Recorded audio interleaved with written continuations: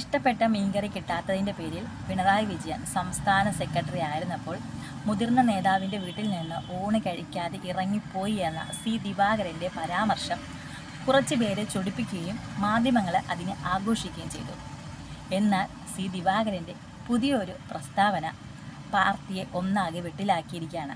അദ്ദേഹം പറഞ്ഞതെന്ന് വെച്ചാൽ, നമ്മുടെ നാട്ടിൽ നല്ല വ്യവസായങ്ങളോ ബിസിനസ് സംരംഭങ്ങളോ ഇല്ലാത്തത് കൊണ്ടാണ് നമ്മുടെ നാട്ടിലെ ചെറുപ്പക്കാർ വിദേശ രാജ്യങ്ങളിലേക്ക് ഇല്ലാത്ത പൈസ തരപ്പെടുത്തി പോകുന്നത്. നമ്മുടെ ഇന്ത്യ ഒന്നാകെ താരതമ്യപ്പെടുത്തി നോക്കുമ്പോൾ കേരളം വെറും ഒരു പഞ്ചായത്താണ്. ഇവിടെ ഒരു ചുക്കോ ചുണ്ണാമ്പോ ഇല്ല.